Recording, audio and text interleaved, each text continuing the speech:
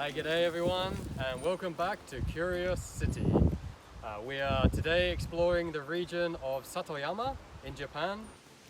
Satoyama is actually a generic name given to this type of countryside area.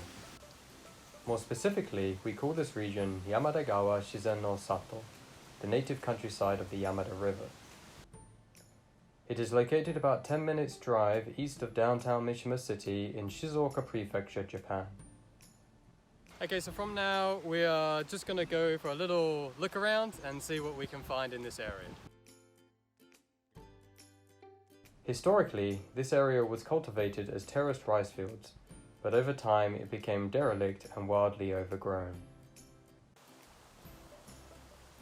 Many years later, the local community wanted to restore it to its former glory, to have a place to teach the next generation how to manage this land, as this area is not suited to industrial machines, so a hand-managed approach is the only way.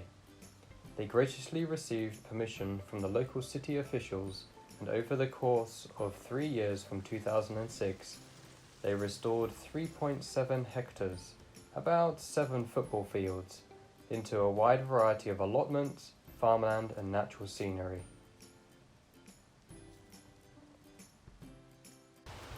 As I said before, this area is called Satoyama. Satoyama is a community group of volunteers that come out and work this land and keep it. And in addition to that, they also invite different schools and children and other public for events to learn about the countryside and different plants, flowers, insects, frogs, snakes, things like that. This community, Satoyama, is not too dissimilar from what we might commonly know as forest schools. This is just volunteers, and forest schools don't really exist in Japan per se. This community is trying to provide that service for the local area. Forest schools in England and America, they have a location where children can go and learn and play in the countryside, in particular a network of teachers, forest school teachers who can go into different schools.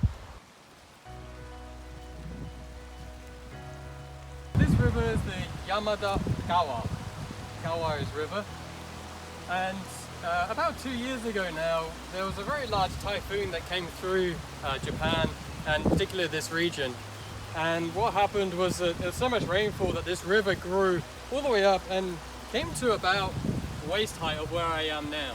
So you can imagine all of these fields and vegetable fields on the other side were completely washed away by the river, and since then we've rebuilt this area, including all the pathways and the little bridges throughout this route.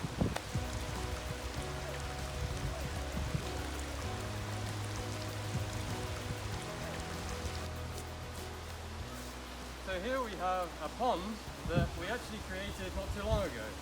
This wasn't a pond area here. In fact, it was an old derelict rice paddy, but we repurposed it into a pond area so that tadpoles and the frogs have a place to grow, because we would like those throughout the region here.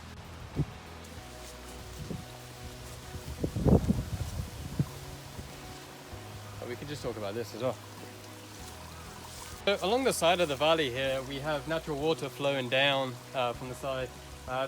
Throughout this whole kind of valley side, there are a whole bunch of little waterfalls or kind of cascades where the natural water can come down, and then we flow that into the ponds and into the rice fields as well.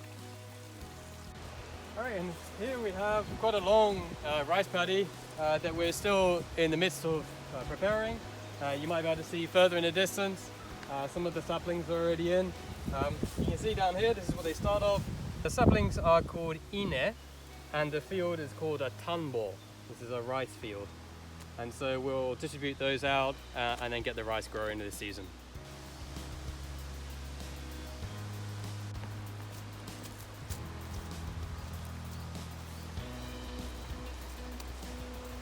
So as I explained, one of the things we're trying to encourage here is natural insects, animals, and a variety of those. What we have here, we have marks, different egg sacs for the local frogs here. So we just put a marker, and underneath the soil here, when we dig them up, you'll be able to see that. Okay, so now we have a little potato garden area and we're gonna clean it up. So we're gonna take some weeds out. We're also going to do a little bit of pest control, so with some ladybirds. There's a couple of different varieties of ladybirds here, and we're going to get rid of the bad ones and keep the good ones.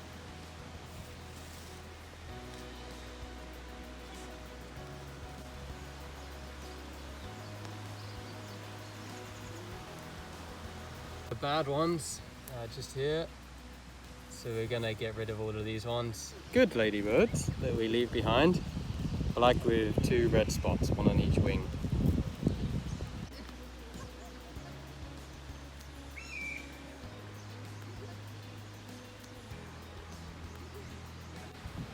Okay, in this little patch here, we have 2 types of local plants.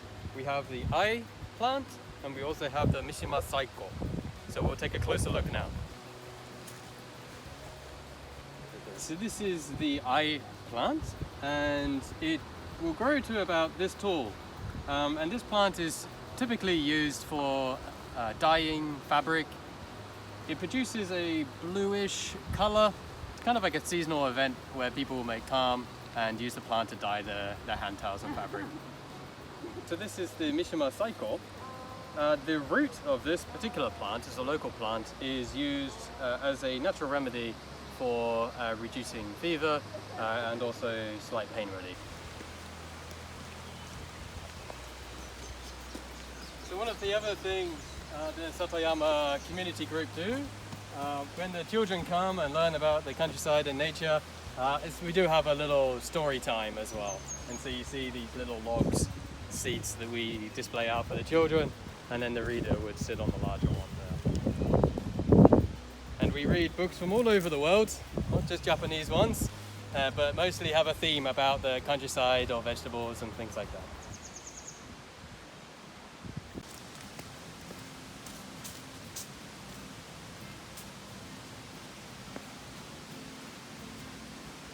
For the takenoko. Did you see it? So right in the middle of the path here, we have takenoko. This is baby bamboo shoot. This is the more thinner type, the size that gets to about this big in its adult life. So also, as the children come and learn about the countryside, they also get to play in the countryside. So we have a few little things for them. Here's one.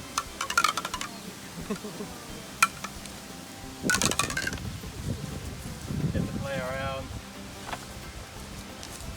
A little climbing area. Tickle this. Whee! Oh! Oh! It fell off. So one of the things I mentioned earlier was that about 2 years ago or so, we had a big typhoon that came through and kind of destroyed this river. It was a very large water flow. And since then, the local city has been really helpful and very generous in rebuilding and fortifying this river, both to protect the local residents, but also to rebuild the farmlands that we saw earlier where we could plant our vegetables. So you see some of that fortification going on still behind me. So we're very thankful for the city to be able to do this.